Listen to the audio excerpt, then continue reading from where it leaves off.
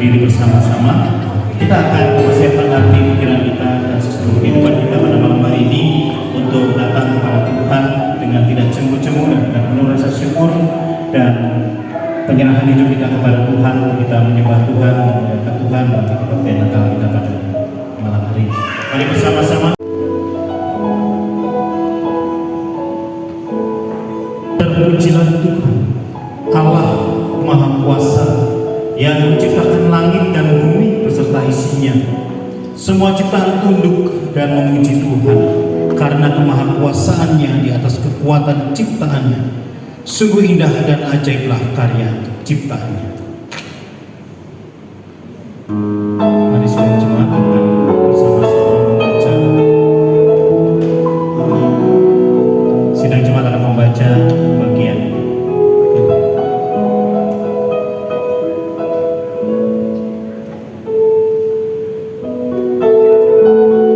satu, dua, tiga.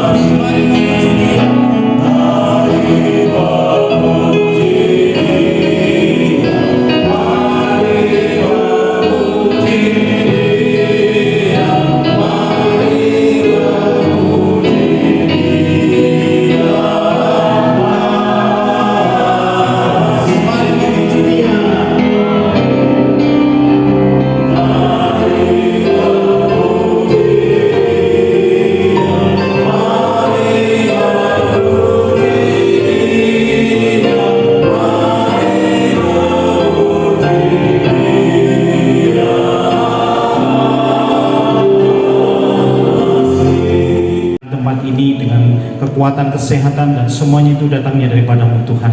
Dan malam hari ini kami mau bersama-sama di dalam ibadah sukacita Natal kami. Kiranya Tuhan memberkati dan memimpin dari awal hingga selesai. Kiranya Tuhan, apa yang kami lakukan berkenan kepada-Mu dan menyenangkan hati-Mu. Tilik hati dan pikiran kami Tuhan, sucikan, kuduskan kami, dan ampuni kami setiap dosa pelanggaran kami. Dalam nama Tuhan Yesus Kristus kami berdoa, mohon pimpinan di dalam ibadah dari awal hingga selesai. Amin. Kita akan membaca bersama-sama kembali. Sungguh manusia itu telah mau dikuasai oleh iblis.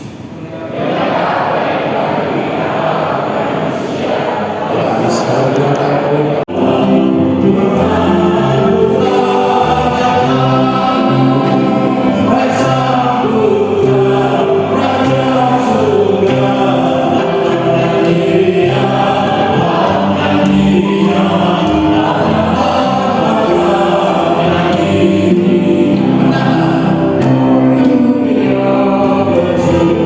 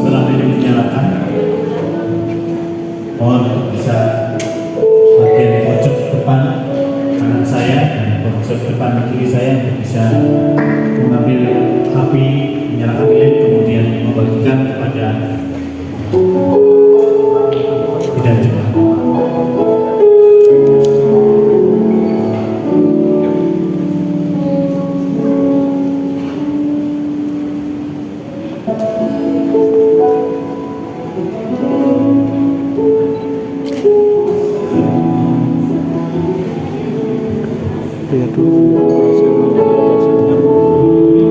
nah, iya, potong atasnya terlalu dekat.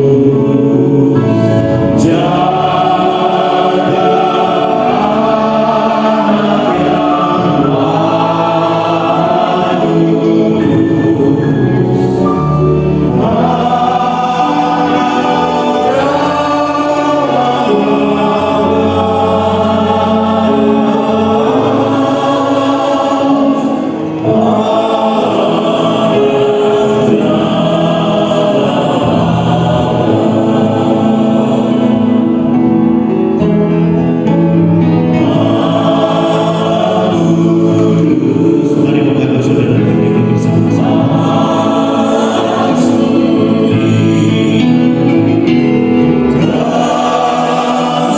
Surga tak terbit,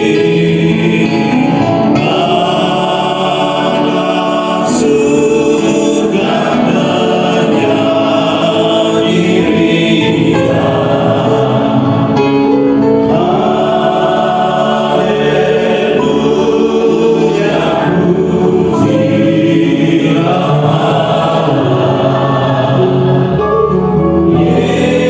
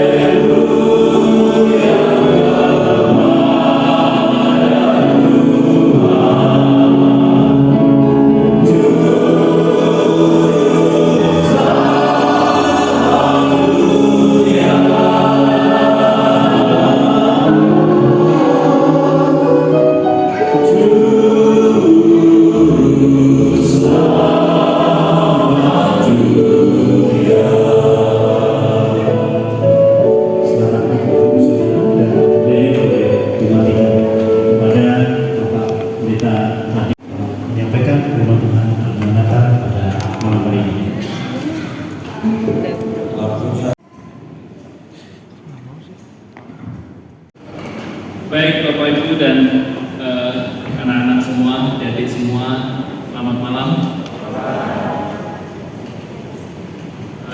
Hari ini saya bersyukur kepada Tuhan bersama dengan kita semua. Saya tadi menyaksikan sesuatu yang indah sekali waktu Persib B. Yang benar-benar Persib bukan Persib, betul ya? Pakai P kan? Itu katanya ketua sesi penderitaan. Persib B, Persekutuan Istri-istri Pendeta. P-nya itu Pendeta Baptis Indonesia. Jadi bukan Persib B ya. Itu Persib B keliru dengan Persatuan Sepak Bola. B-nya mana? Aduh, itu Persib 1. Oke. Yang saya lihat apa tadi? Mungkin saya salah. Saya itu ada 13. Kata Pak Imam 14. Saya bilang 13 gitu ya. Saya hitung 13, saya benar. 10 di sini, 3 di sini.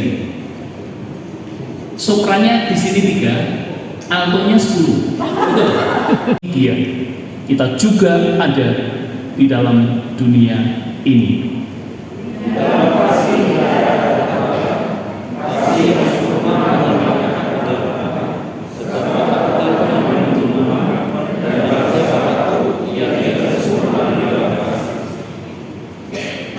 Kita mengasihi karena Allah lebih dahulu.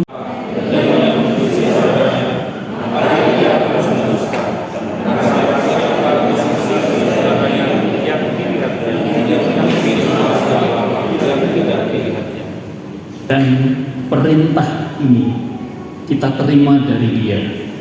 Barang siapa mengasihi Allah, ia harus juga mengasihi saudara.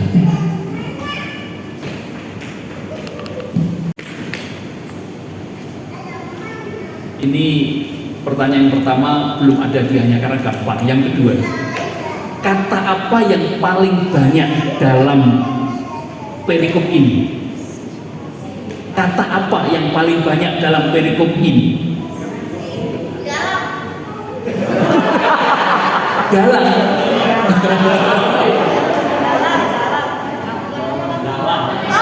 Galang. Satu kata salah. Kasih. Itu pertanyaan pembuka. Ya, uji coba. Nah, ini pertanyaan yang berhadiah. Yang berhadiah ya, yang berhadiah. Kalau Mas Galang Olang kalau Mas Galang mengatakan bahwa kata yang paling banyak adalah kata kasih atau turunannya, mengasihi, dikasih, kekasih dan sebagainya. Dalam satu perikop itu ada berapa kata kasih dan turunannya?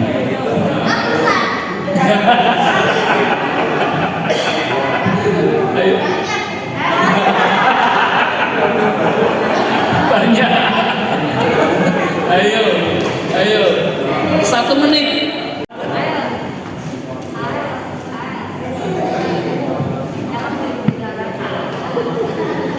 Bapaknya boleh ngajarin. Ayo boleh ngomongin sekarang. Gak ada. Berapa? Salah. Hampir salah. Ya, silakan. Salah. Ayo, kurang teliti. Ayo. Berapa? 1. Salah. Salah. 20. Salah. Salah.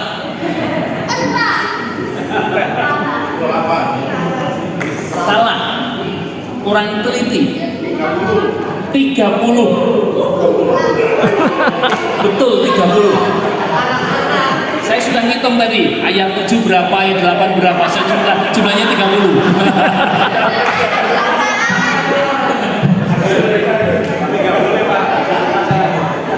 Ini kelompok penata enggak? Oh, penata. Oke. Ya. Oh, tapi sudah bekerja ya.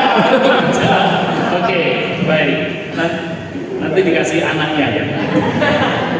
Oke. Supaya seger aja gitu ya, seger aja. Bapak Ibu dan saudara-saudara yang dikasih Tuhan, kalau kita membaca kitab 1 Yohanes yang ada ini, apalagi dalam perikop ini, itu menarik sekali kata kasih yang tadi sudah kita omongin. Yohanes dikenal sebagai salah satu di antara 12 murid yang sangat dekat dengan Tuhan Yesus. Ada banyak orang yang mengatakan Yohanes adalah ring 1 kedekatannya dengan Tuhan Yesus bersama dengan 2 orang lainnya, Petrus dan Yakobus gitu ya, itu ring 1. Nah, tahukah kita, pemahaman kita tentang Yohanes itu adalah, artinya Yohanes itu Allah yang baik, Allah yang maha baik, atau Allah yang maha murah, kata Yohanes.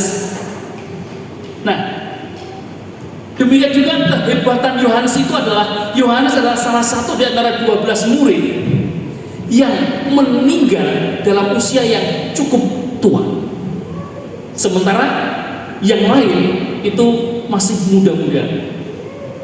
Dan kalau yang lain mendapatkan suatu perlakuan yang sangat-sangat tidak mengenakan, meninggal. Tapi kalau Yohanes, Bapak Ibu sudah tahu kan bagaimana dia sangat menderita sebelum dia dibuang ke Pulau Patmos. Dia digoreng dengan minyak yang mendidih. Baru bisa bayangkan itu wajahnya seperti apa ya. Tapi tidak meninggal karena pertolongan Tuhan. Dan kita tahu dibuang di Pulau Patmos, dan akhirnya dia menulis kitab Wahyu yang ada di sana berdasarkan penglihatan yang ada. Dan dalam catatan sejarah katanya dia pernah menjadi uskup yang pertama di Turki, dan dia menjadi murid yang meninggal dalam usia yang cukup lanjut satu-satunya. Menarik sekali kalau kita belajar tentang Yohanes. Yohanes juga sebagai suatu murid yang ada dalam ring 1 Tuhan Yesus. Dialah yang diajak oleh Tuhan Yesus pada waktu Tuhan Yesus naik ke gunung. Di sana ditemui oleh Musa dan Elia. Kita tahu ceritanya itu. Kemudian Yohanes pula yang pada waktu di Taman Getsemani diajak oleh murid-muridnya, diajak oleh Tuhan Yesus maju sedikit di depan murid-murid yang lain, sama dengan 2 orang murid kesayangan. Jadi Yohanes memiliki kedekatan yang luar biasa. Dan kalau kita melihat gambarnya Tuhan Yesus waktu memimpin perjamuan Tuhan yang ada di toko-toko itu yang mungkin kita punya, Yohanes ditempatkan pada tempat yang dekat di samping Tuhan Yesus. Nah, secara indikasi Tuhan ini menjadi suatu pertanda bahwa memang ada kedekatan yang berbeda dibandingkan dengan yang lain kepada Tuhan Yesus. Dan saya merasa itu menjadi bagian yang sangat-sangat penting untuk kita ketahui. Persoalannya sekarang adalah, kalau demikian, apa hubungannya dengan kitab 1 Yohanes pasal 4 ayat yang ke-7 sampai dengan ayat yang ke-21 tadi? Saya merasa ada hubungan yang begitu dekat. Hubungan yang dekat antara Yohanes dengan Tuhan Yesus menjadikan Yohanes merasakan sungguh kasih sayang dengan Tuhan Yesus.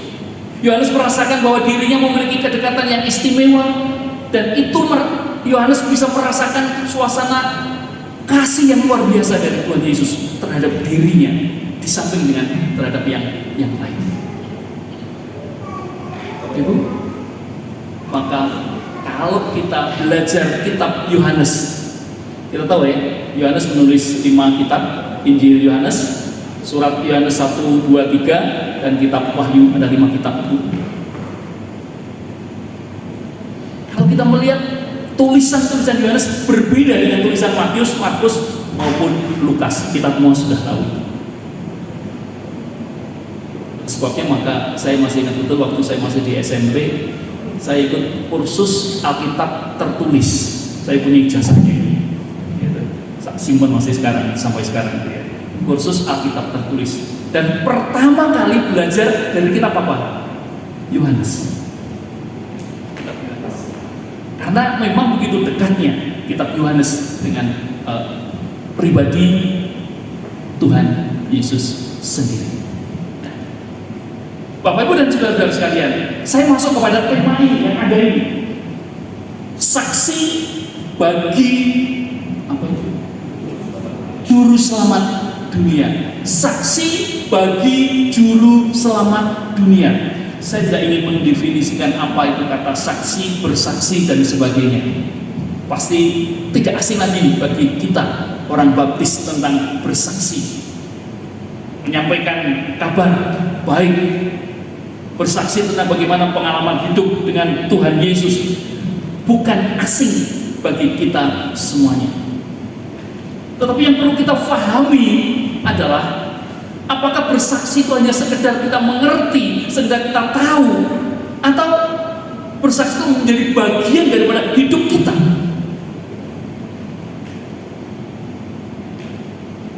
Kalau bersaksi itu menjadi bagian daripada hidup kita, maka kita akan membawakan diri dalam sepanjang kehidupan kita ini adalah saksi seutuhnya.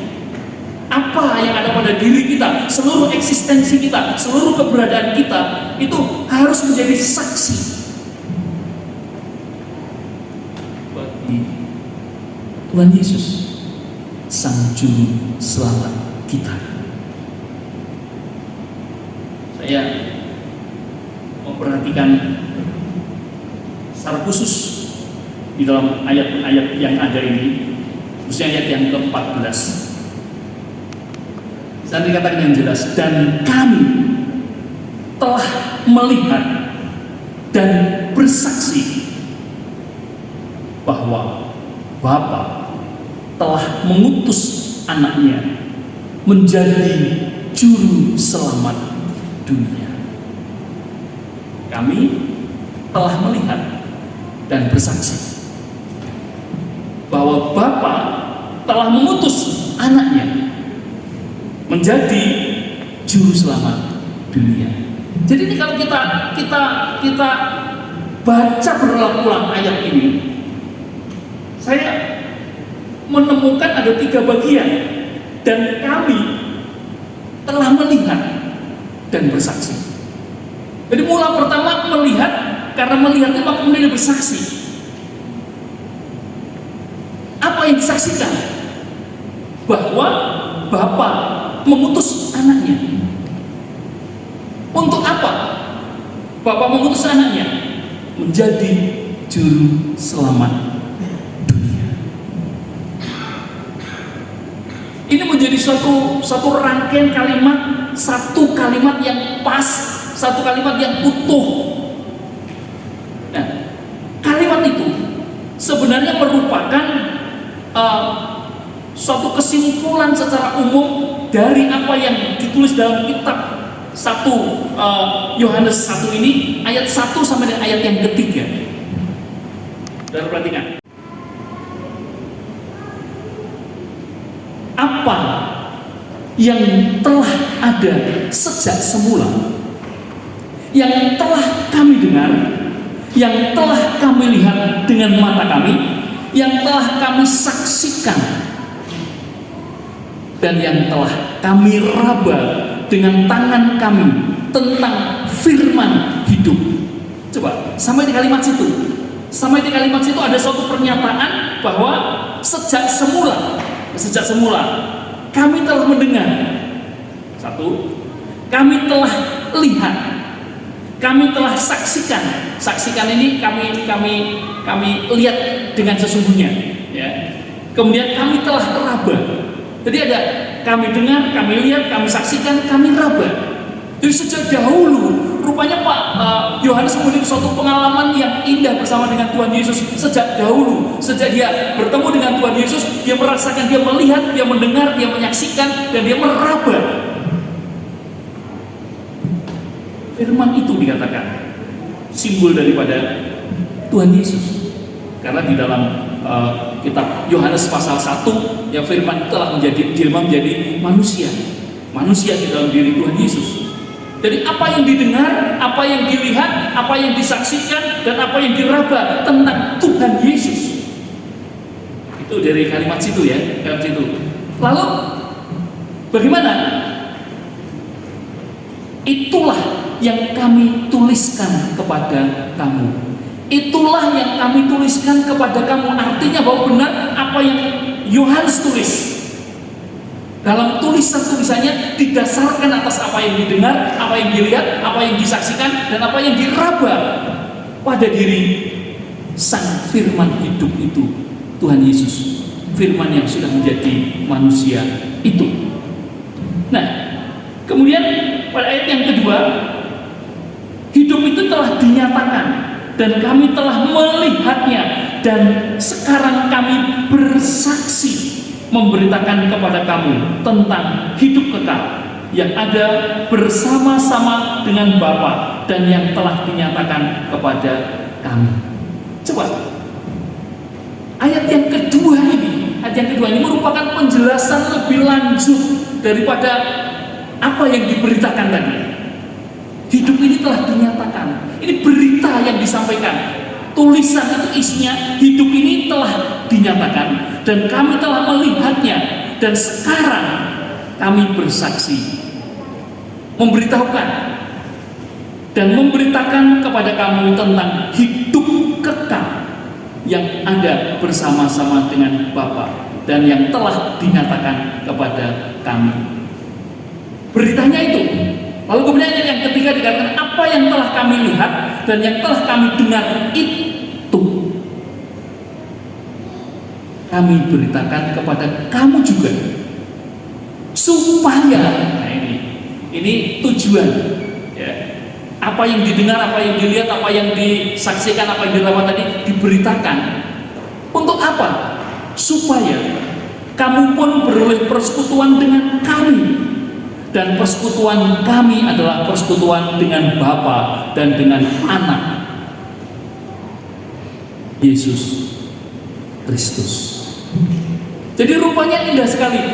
Yohanes ingin mengatakan bahwa apa yang disaksikan itu, berdasarkan apa yang dilihat, didengar, disaksikan dan diraba itu, supaya apa? Supaya orang yang membaca tulisan-tulisannya mendapatkan persekutuan bersama-sama dengan Dia di dalam Bapa dan di dalam Yesus Kristus. Saya merasa ini sesuatu yang sangat-sangat indah, sangat-sangat membahagiakan. Ada sesuatu yang jelas, dasarnya apa yang dilakukan, dan tujuannya apa. Bukankah kalau kita melakukan sesuatu itu, melakukan sesuatu yang didasarkan atas dasar yang kuat, tanpa ada dasar yang kuat, maka apa yang kita lakukan itu akan menjadi kurang kuat dasarnya, akan menjadi bimbang, bisa jadi akan menjadi kurang yakin kita sampaikan. Sehingga untuk mencapai kepada suatu tujuan, mencapai pada suatu sasaran, itu ada sesuatu yang kurang pas. Tetapi Yohanes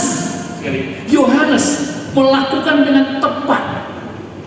Kalau dia bersaksi, kalau dia menjadi saksi, itu adalah hanya untuk Sang Kristus. Sehingga orang yang membacanya, orang yang mendengarnya, orang yang mengikutinya akan memperoleh persekutuan dengan Kristus. Ini betapa mulianya. Lalu pertanyaan berikutnya, masih 5 menit ya. Pertanyaan berikutnya, mengapa bersaksi? Ya. Tetapi kita harus mengerti apa yang menjadi dasar mengapa kita harus berbakti. Berdasarkan kepada 1 Yohanes pasal 4 ayat 7 dan 8. Ya, 1 Yohanes pasal 4 ayat 7 dan 8, saya mengatakan kalau kita bersaksi itu bahwa bukti kita mengasihi Allah.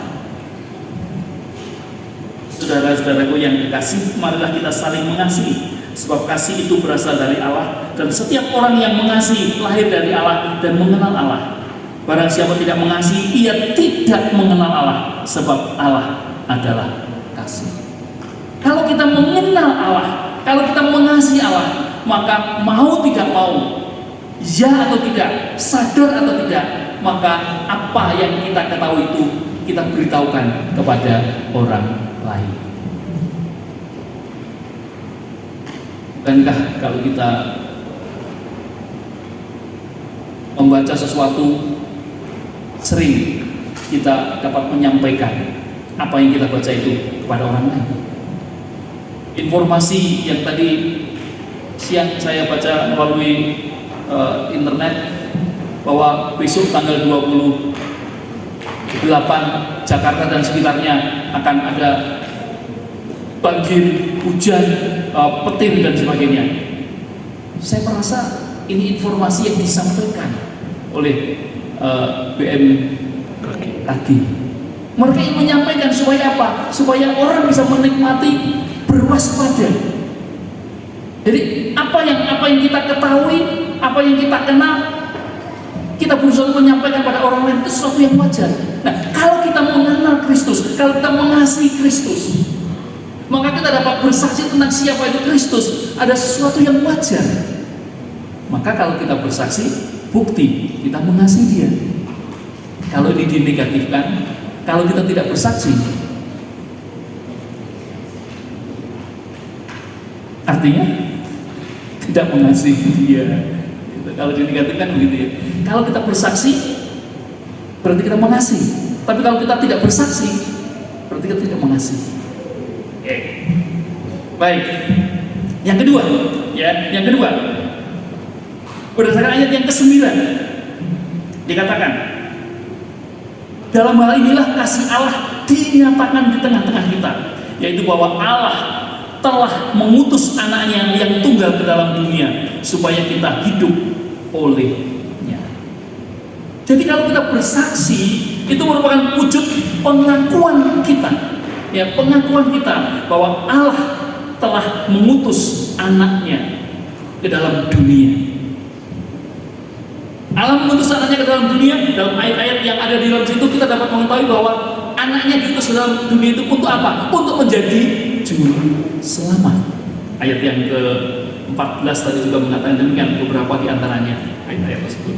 Jadi kalau kita bersaksi, berarti kita mengakui, bentuk pengakuan kita bahwa Allah telah mengutus anaknya ke dalam dunia untuk menjadi juru selamat kita. Kemudian ayat yang ke-10 dikatakan, inilah kasih itu, bukan kita yang telah mengasihi Allah, tetapi Allah yang telah mengasihi kita dan telah mengutus anaknya sebagai pendamaian bagi dosa-dosa kita. Mengapa kita bersaksi? Oleh karena Allah telah mengasihi kita terlebih dahulu, maka layak kita mengasihi Allah dengan cara bersaksi tentang Dia kepada banyak orang. Bapak, Ibu, dan saudara yang dikasihi Tuhan, saya merasa ini menjadi 3 hal yang sangat penting dan mendorong kita untuk bersaksi. Sebagai keluarga hamba Tuhan, maka bersaksi menjadi bagian yang tak terpisahkan dalam kehidupan kita seumur hidup kita. Karena itu, mari Bapak, Ibu, dan saudara sekalian, kita gunakan seluruh hidup kita ini untuk bersaksi. Ya, memang menurut teorinya itu bersaksi itu ada bermacam-macam teori, ya, macam-macam teori. Dulu saya masih ingat waktu jadul sekali itu ada teori bersaksi bersambung.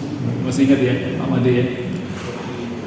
Ya, pertemuan pertama tentang apa, kedua tentang apa, jadi bersambung sebenarnya esensinya sama. Ya.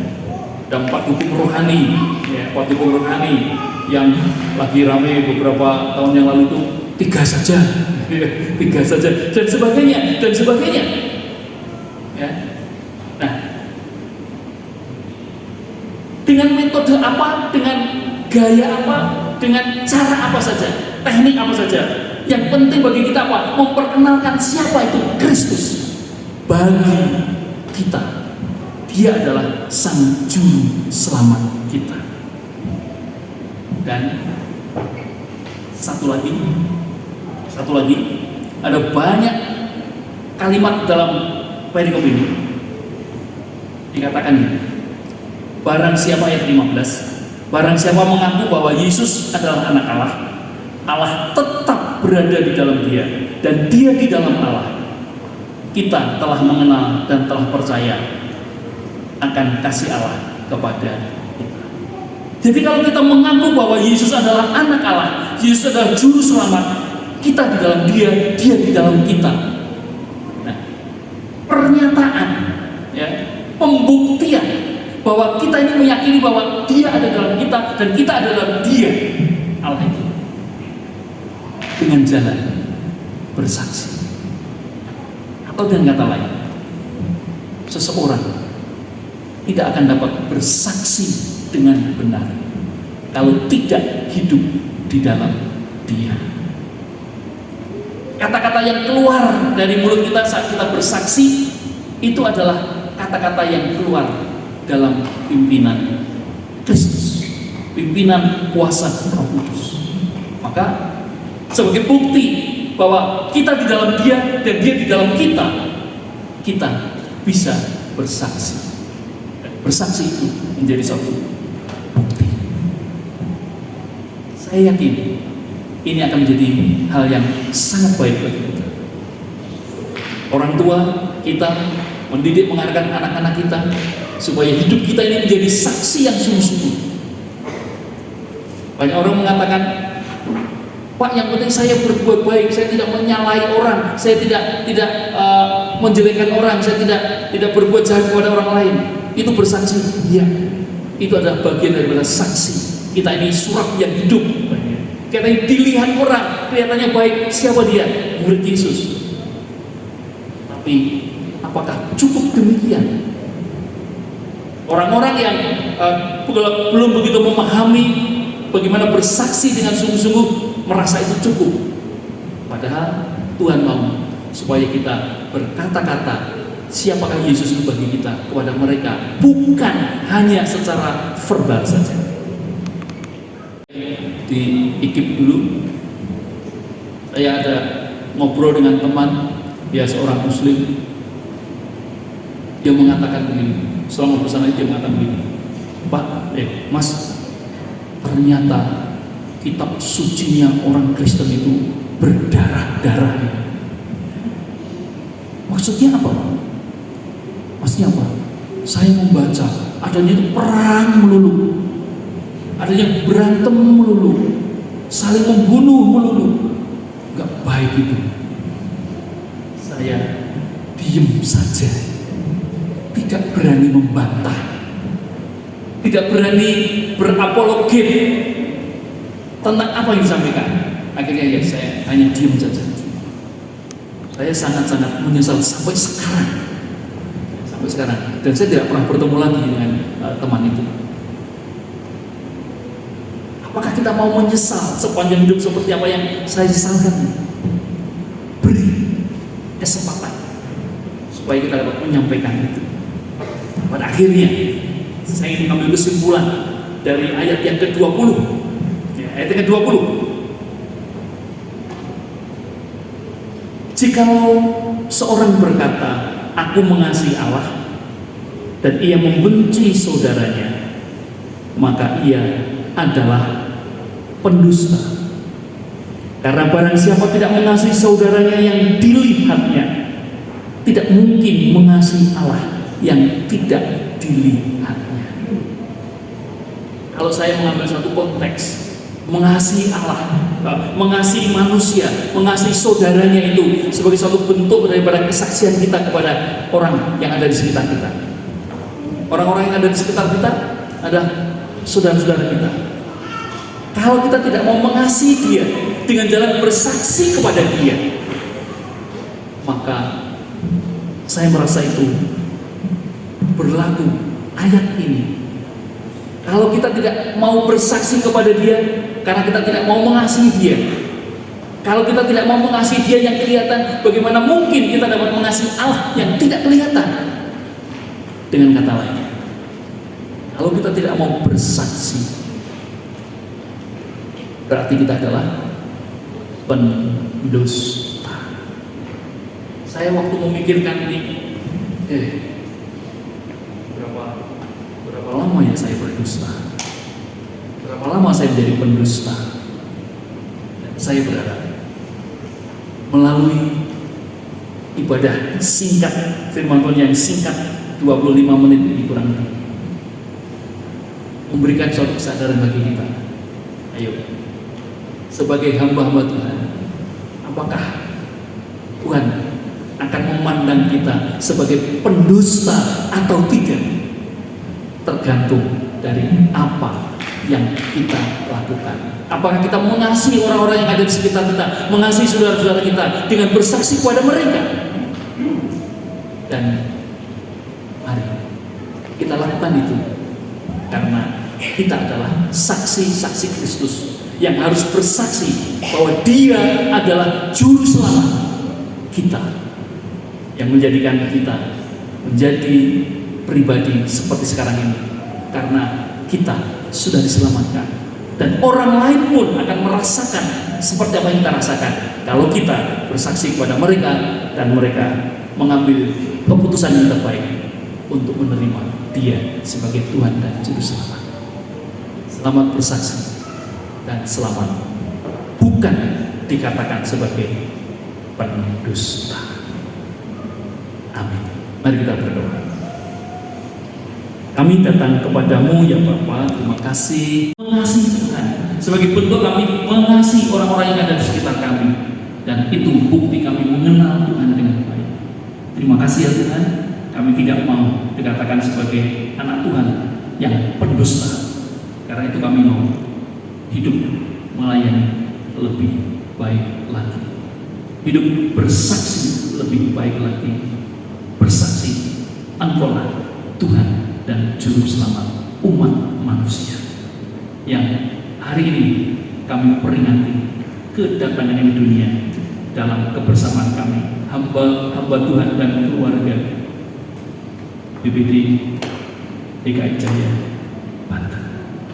Berkati kami semua supaya kami mendapatkan berkat yang melimpah melalui persekutuan kami dalam 3 hari ini, sehingga sungguh-sungguh berkat melimpah dan kami disegarkan setelah kembali dari persekutuan ini. Terima kasih Bapak, dalam nama Tuhan Yesus kami berdoa. Amin.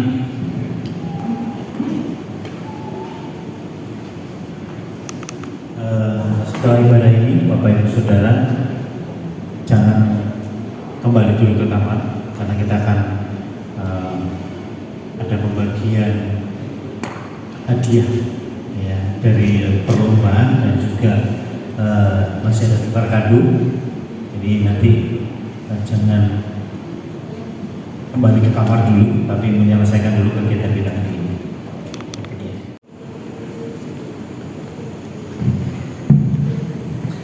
Mari kita berdoa. Bapa di surga, kami bersyukur untuk kebenaran firman Tuhan yang mengingatkan kami, menegur kami kembali. Tanggung jawab kami adalah bersaksi, memberitakan Juru Selamat yang sudah datang ke dalam dunia. Tuhan yang sudah memanggil, memilih, menetapkan kami untuk menjadi hamba-Hambamu, baik sebagai gembala sidang, sebagai pendeta, pengantar Injil, bersama-sama dengan keluarga. Biarlah ibadah firman Tuhan malam ini menjadi momentum. Natal kali ini akan menjadi titik balik bagi kami kembali untuk berani melakukan tugas kewajiban kami dengan baik dan benar, memberitakan Kristus Sang Juru Selamat kepada orang-orang yang belum percaya, agar ini tidak menjadi wacana saja dalam hidup kami, tapi kami sungguh melakukannya, agar kami tidak disebut sebagai pendusta-pendusta. Terima kasih Bapak berkati hamba-Mu pendeta Radik yang sudah menjadi pengantar kebenaran firman Tuhan bagi kami malam ini.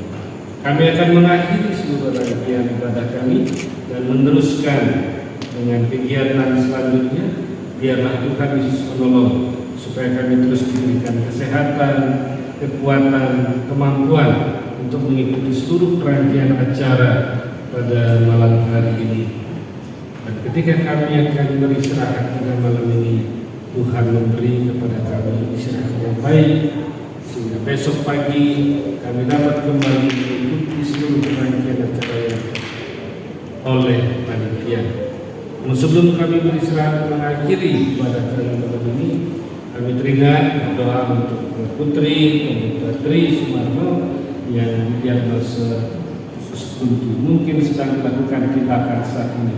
Tapi apapun yang sedang dialami, kalau memang ada tindakan operasi, Tuhan Yesus tolong supaya kuasa Tuhan akan menyertai, kuasa Tuhan menolong sehingga keajaiban mujizat terjadi dan Putri akan mengalami pemulihan. Terima kasih Bapak.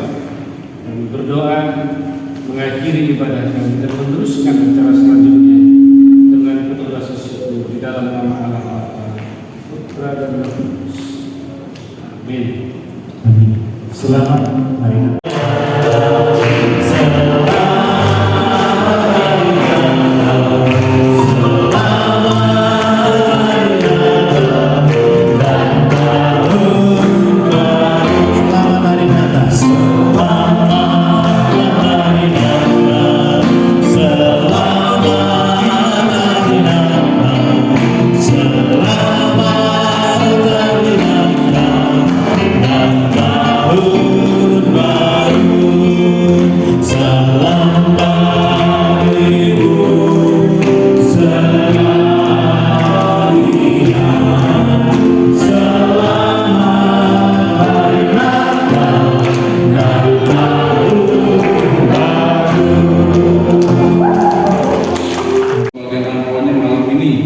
Rupanya panitia bilang besok pagi setelah kebaktian selesai sebelum pulang ya.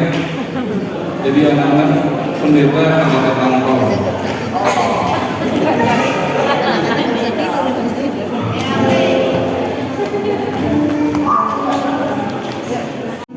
Udah nggak ada lagi? Oke, kita mulai aja ya. Yang pertama, Ibu Eva Yoga. Boleh maju ke depan. Kita kocok dulu.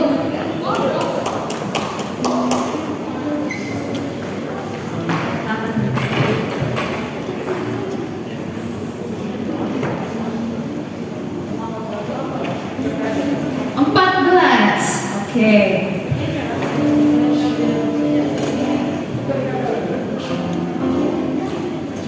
Yang berikutnya Lamsihan ada? Oh, ibu Lamsihan.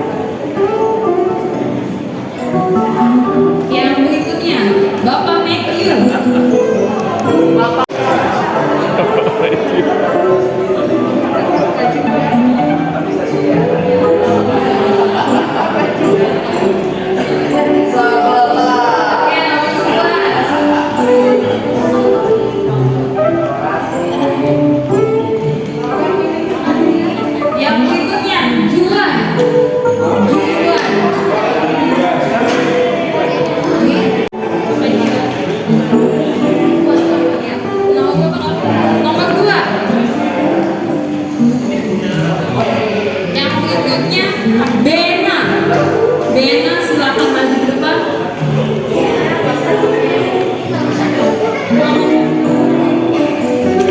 Bena.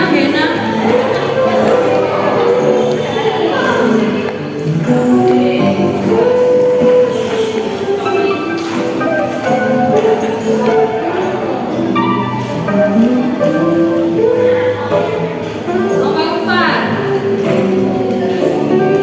Yang berikutnya, Bapak Oki. Bapak Oki, oke silakan Pak.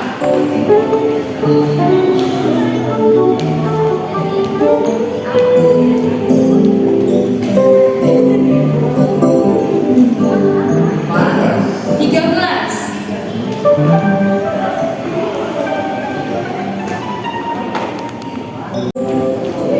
Berikutnya, Sean dan Selo. Oh ini. Selo yang mana? Oh yang ini. Oke.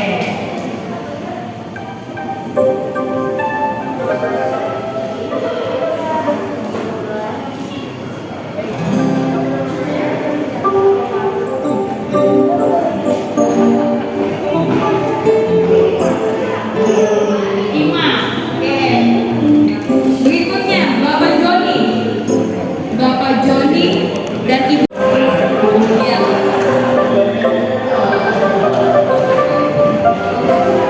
19.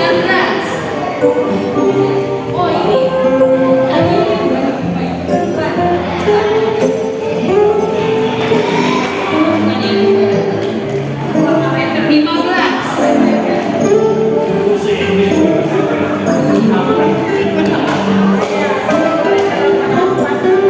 Terima kasih. Terus yang selanjutnya Ibu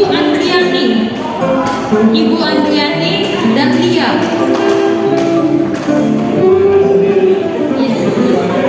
Ganti jadi bapak.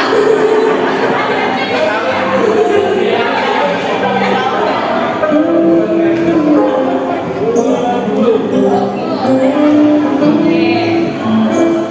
Lia.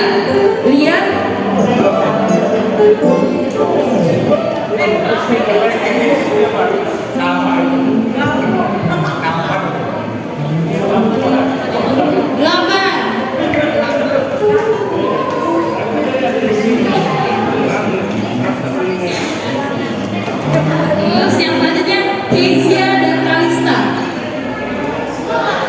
Kezia.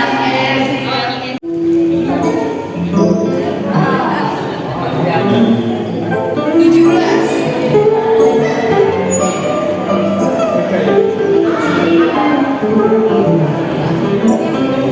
Oke. Stin dan Ibu Leli. Ibu Leli. Ada?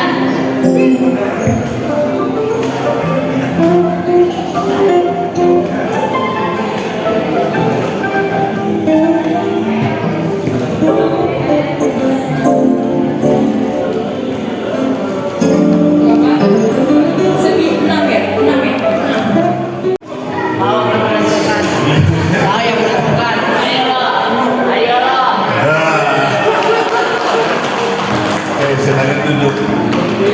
Ya, panitia sebenarnya menyiapkan 5 lomba, tapi karena yang dilombakan itu 2, jadi akhirnya lomba yang kedua kemurahan hati dari panitia, maka dipilih 2 pemenang. Yang pertama dari kelompoknya Bu Ellen. Silakan. Saya tidak tahu itu kelompok berapa.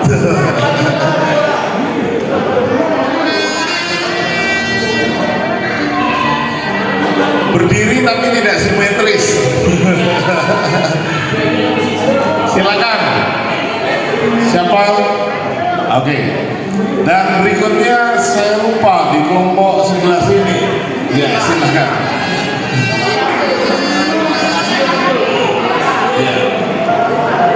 Kelompok nomor berapa ini?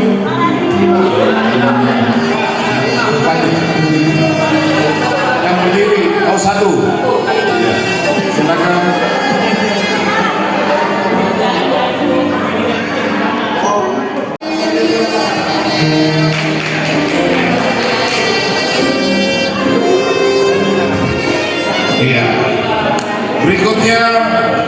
pemenang lomba karaoke. Saya langsung mulai dari yang pertama. Banyak respon yang sungguh luar biasa. Kami persilakan yang pertama, pemenangnya adalah siapa? Kira-kira siapa? Saya lihat catatan dulu. Alalen ya? Siapa namanya? Saya lupa.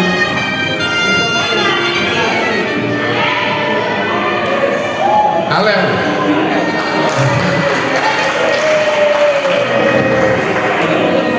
Juara pertama.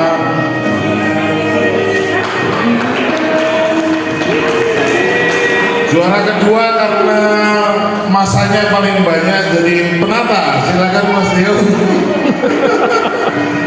Saya tidak pilih kasih.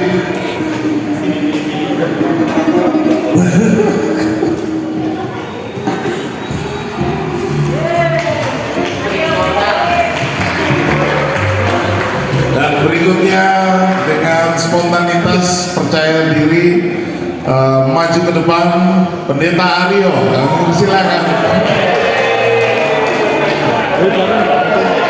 Tommy.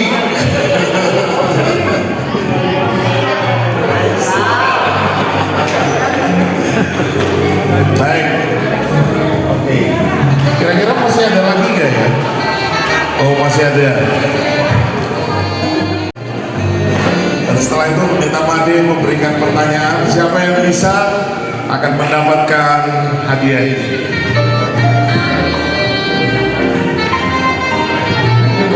Bebas seputar acara ini semua.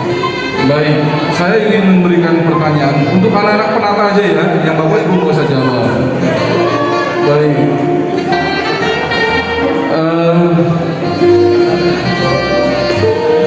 Siapakah nama pengkhotbah tadi yang berkhotbah malam ini? Ya, siapa? Stin, siapa? Oh, Pendeta tadi siapa namanya? Hah? Ada nama panjangnya nggak dia? Nggak ada. Ya benar, silakan maju.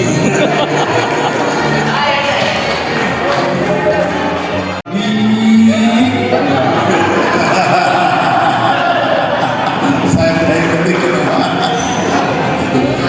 Silakan Pendeta Made.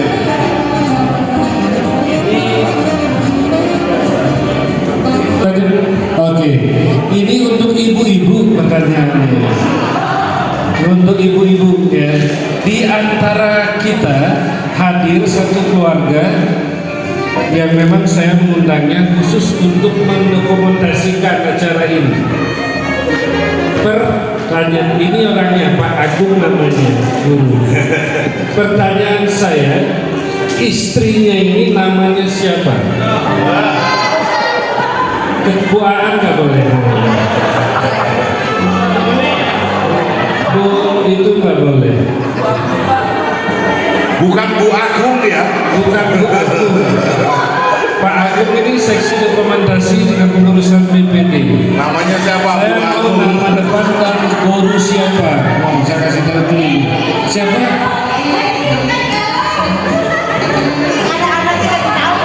Oh, dikasih tahu anaknya, nggak boleh. Bocorannya, ibu ini berarti tadi nggak tahu ini. Bu Martin, loh Bu Martin masih nunggu. Oh, Coba kasih ini suaminya ada. Cimi. Baru siapa? Ini siapa? Kita galau. Ya betul. Di sini kan curang. Ya, terima kasih Pak Agung.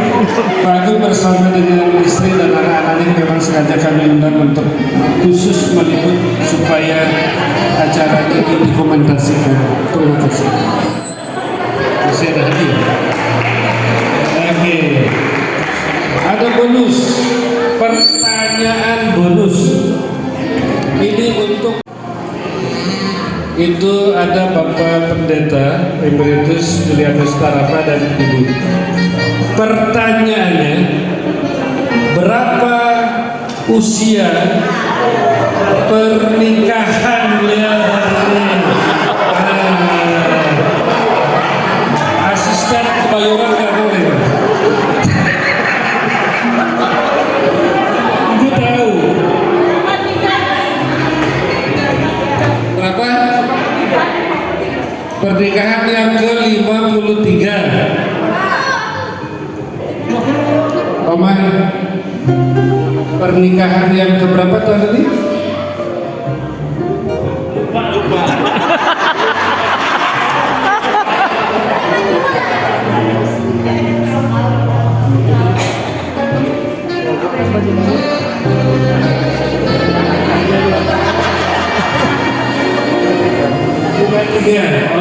Lima tiga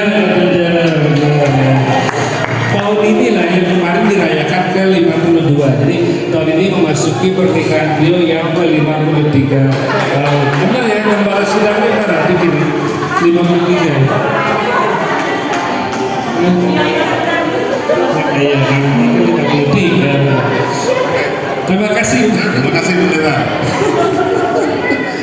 Ya, dulu malam ini bersama Mas Tio dan akan dibagikan goodie bag yang sudah disiapkan. Baik, demikian Bapak Ibu.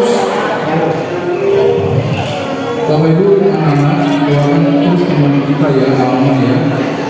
Tadi dikatakan bahwa